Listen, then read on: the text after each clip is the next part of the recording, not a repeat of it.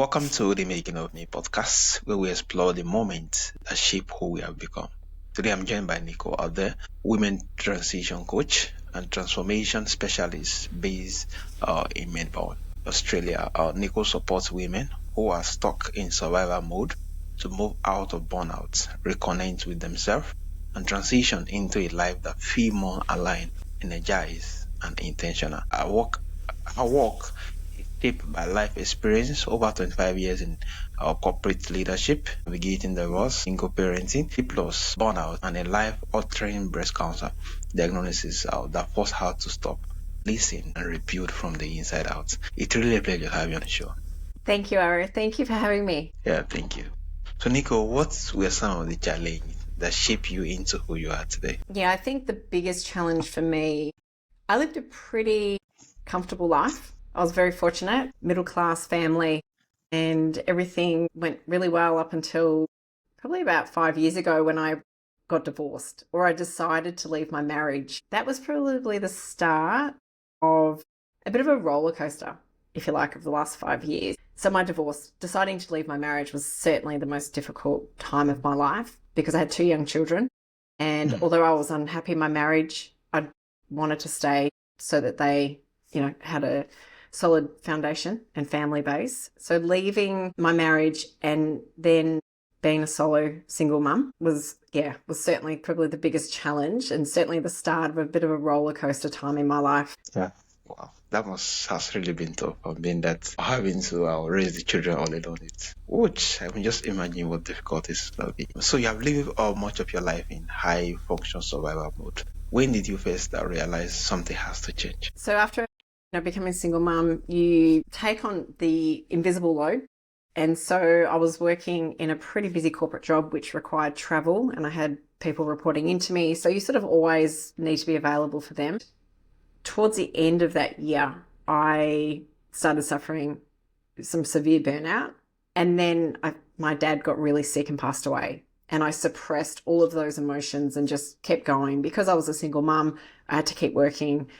And so I sort of went through about a 12 to 18 month period where I was literally on autopilot, living in survival mode, not realizing that suppressing my emotions and not resting and just pushing through, thinking that that was what I had to do. Didn't realize the impact it was having on my body. And it was a couple of years later when I was diagnosed with breast cancer. And at that time, I'd realized that, I'd been putting my body through such a tough time. I'm suppressing my emotions, not listening to my body, not resting, not pausing, pushing through when I should have actually been resting instead. Yeah, that was certainly a time where everything sort of came crashing down for me. And I knew that I had to make some significant changes in my life in order to be the best mum I could for my two young boys. Oh, wow, amazing. I'm so glad you actually make that decision. So many women actually suppress that big emotion just to keep going. Why is it so common and what are the hidden costs? From my experience and the women I work with, we are nurturers.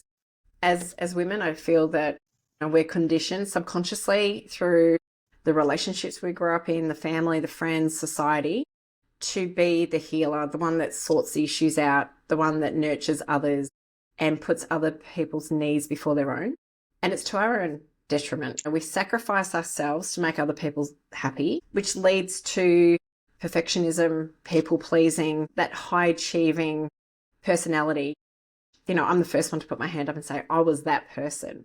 I would always put other people's needs, even at work, before my own, because I wanted everyone to be happy. I wanted to keep the peace. And it wasn't until I burnt out and was diagnosed with breast cancer that I realized the impact those decisions were having on my body, those suppressed emotions, the impact it was having day to day, just accumulating, just those day-to-day decisions, which I now call self-abandonment.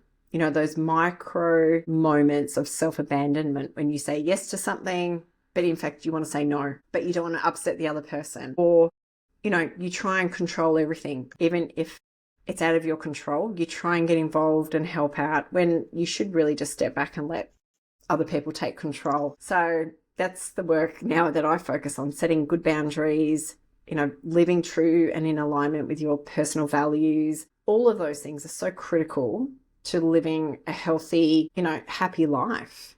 Yeah, amazing, amazing. So you talk a lot about our mind-body connection. What does Mhm. that really mean in everyday life, not just in theory? So when I was diagnosed with breast cancer, I really wanted to learn more about it. And I became really interested in holistic healing and that mind body connection. And I did some somatic work. So I actually worked with a somatic trauma informed coach.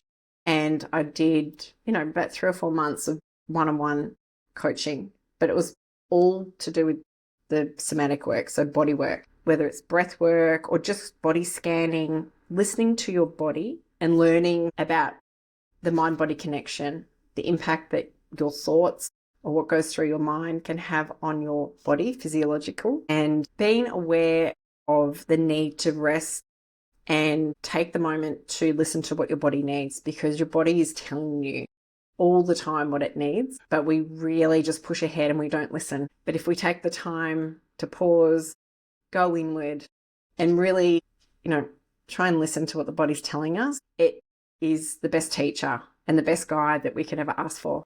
But unfortunately, for most of us, we're not aware of it. And so we push through and then wonder why we burn out or get sick or things don't go, we don't make the right decisions. It's because we're just not taking that time. Yeah, amazing. I think it's just lovely being that we take time to actually more like check what is going on in our body about emotion and it getting tired. And just hear you make reference of it, just speak volumes. So, yes, if more like our body is more like is what is being needed to do the job we do, which carry the mind and everything, we have to spend some time to actually more like, look after it, knowing how it works and being actually being able to take care of it. So boundary and self-worth are central to your work. Why do so Mm-hmm. many women struggle with this, especially during life transition? Yeah, as I said earlier, I think we just don't like letting other people down. We want to help other people. We want to make sure everyone's happy. We love having control and we take ownership for the organizing, the managing. I'm the first one that I've got, 20 tabs open in my mind at any time, the schooling, the extracurricular activities. It's letting go. It's learning to let go of control and learning and accepting that it's okay to let go of control. And that starts with setting some boundaries. And for me, getting really clear on my values and what I wanted for myself, and also recognizing the importance of the relationship I have with myself, which is all about, self-respect and self-confidence and self-love. And just having that self-compassion is critical. And once you start understanding how important it is for you to be well and healthy, then making and setting and maintaining boundaries is a lot easier, because you realize that it's not only benefiting you, but it's benefiting everyone else because you're more calm, centered, intentional, and you're doing things from a place somewhere else, from your heart, rather than reactive. You're being a lot more considered and proactive. And so setting boundaries for me is a really key piece of the work that I do with the women, because it's really difficult to say no. And, at home with children, you want to keep your children happy. At work, you're always trying to please others at work and be the one that is reliable and gets the work done. And especially as a mother, I feel sometimes working mums feel they need to go a little bit over and above at work to prove their worth in the workplace, which, as we know, is it couldn't be more from the truth, but in reality, that's what they do. So self-worth is, to be honest, that's sort of at the pinnacle for me. We do, the work I do, it's really starting with self-awareness, because that self-awareness piece is critical. You can't go anywhere, really move forward without being self-aware. Yeah. And we go through a stage and self-worth. When you have self-worth, everything changes. Yeah. When you value yourself and your own well-being and setting boundaries, making yourself a priority, it becomes a lot easier. Yeah, so true. Self-awareness is actually key. I think when you have values I think there's this particular quote that speaks volumes to when the value of a thing is not known, abuse is inevitable. And the fact that you just make reference of, yes, when we value ourselves, I think putting boundaries becomes something that comes natural. Saying no, learning how to say no becomes something that is the norm, being that you don't want to get burnt out. You don't want to, as much as you want validations, you don't want to being everyone's book that, yeah, it's just here and there, not knowing what you actually are. And it really came out like being self-aware, knowing what your value is, and yeah, living from that particular perspective. And it's really lovely the work you do. Yeah, thank you, Nicole. Yeah, look, Yeah, once you start, it's just one small step at a time, yeah, because the first boundary you set, you're going to feel so good about it that it's going to encourage you and support you to do that more often, to make more boundaries. And I think the more boundaries you set, the better you feel, and you realize that you're just better for everyone else as well. So yeah, whether it's true. in the workplace, you're more strategic, you're more considered, and at home, it just is a much nicer place to be when you're not Yeah. snappy and feeling stressed. You get to enjoy the moments, the everyday moments that, you're going to look back on one day and regret that you've missed. So, yeah. Yeah, I think it's so key being that the first step you might take, you might always almost feel like as though the world is crushing at you, being that you're like, are you sure I can do that? I just said no. How is that not going to be Mm, like? And when you see the outcome of that no and see this the respect that comes from it, seeing the fact that you are now being valued more compared to before, now being that you show everywhere, it's now very, very more encouraging. I like, what? You mean this could actually more like be the intricate change? And it's really empowering. And yeah, amazing, amazing. mm. Also, your program are built around the seasons of change: autumn, Mm-hmm. winter, spring, and summer. Why does this Mm-hmm. framework resonate so deeply? Yeah, from my own experience, I sort of built the program around what worked for me. And that self-awareness piece that I spoke about earlier is the foundation. So understanding what you need to let go of to make space for new things and more exciting things. So autumn for me is about shedding and letting go. So it's really about building that awareness. And once you start going within and look at that self-awareness piece, you become aware of the patterns, the conditioning, the limiting beliefs and stories that are holding you back. And until you stop and do that work, you're not conscious of that. These are all just little things subconsciously playing in your mind because you're so conditioned over the years. And it's no one's fault. We're all the same. But the beauty of it is that it just brings to attention and brings to light what's keeping you stuck or what's holding you back from achieving what you want to achieve. So autumn is all about shedding and letting go of that old identity or those old stories that have been holding you back. And then winter, I went into a very deep reflection phase around, what do I actually want? Who am I?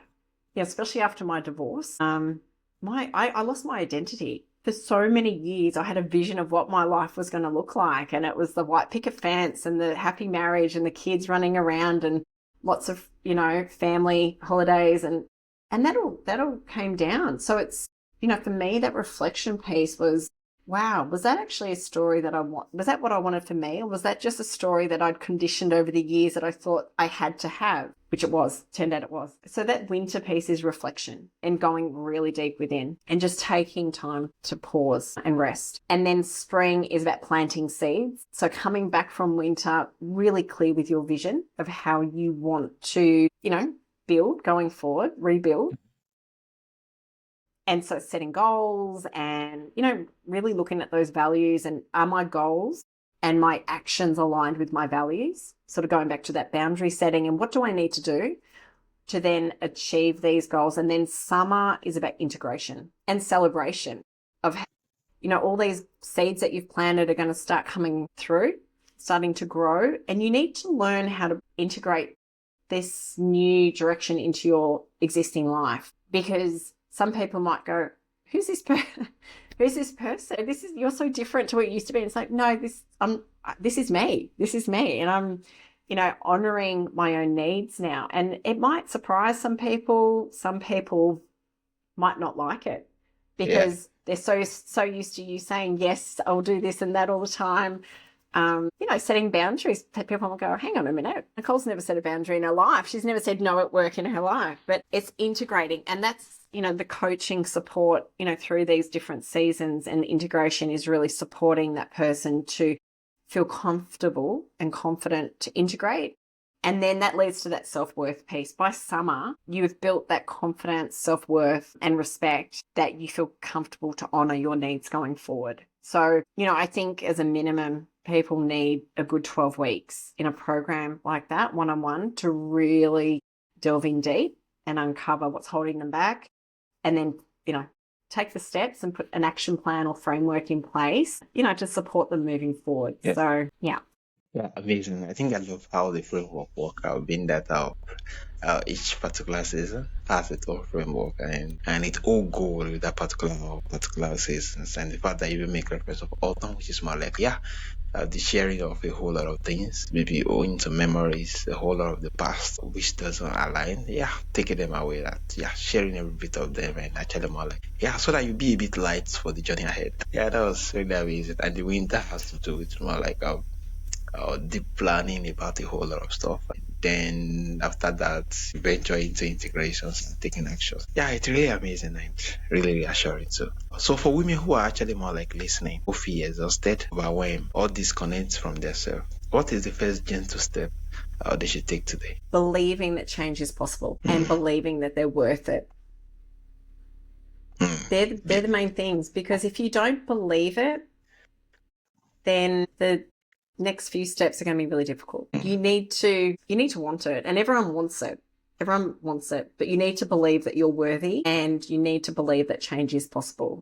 And from my experience personally and with women I work with, change is possible. And I've had women come to me sort of saying, I've tried everything and I haven't been able to make change.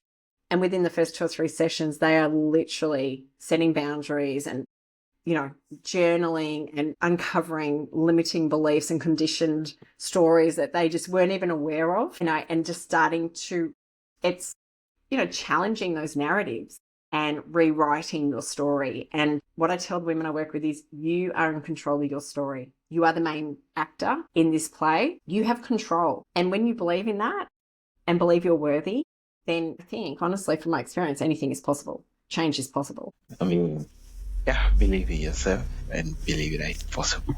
Amazing. So, Nico, looking back now, what does striving truly mean to you? Yeah.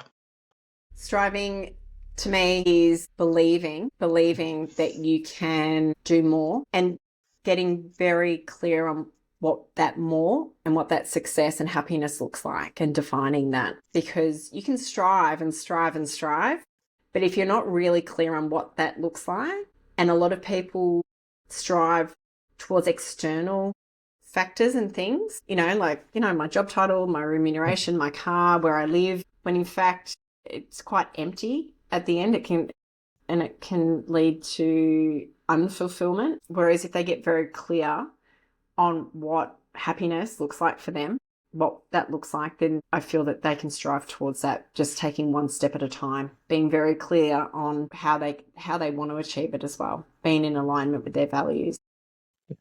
Being very clear, believing in themselves, and not just doing that alone, being clear of what their expectation is, so that at the end of the day, the outcome is what it looked like, what they actually want. Yeah, that was really amazing. So, Nico, for my audience who want to connect with you, who want to listen to you, and also who want to learn more about this particular framework from your work, and how can they reach out, and where is the best platform? The best way is through my website, which is achangeofseasons.com.au. And I offer a complimentary call. So it's a Zoom call where we can talk about your individual situation and what the next steps might look like for you without any commitments. Yeah. And I've also got resources, free resources on the website. So if your audience wants to get started, they can get started with setting boundaries, establishing values, etc. Yeah, thank you so much, Nico, and thank you for your honesty and generosity. This conversation is really lovely, and I'm glad we are actually having this. For our listener, you can find out the link to the show notes, the link to the website on the show notes. It's achangeofseason.com.au. And you could actually get a whole lot of things to actually there. Yeah, once again, it's a pleasure and an honor having you on the show, Nico. Thank you, Aro. Thank you so much to everyone.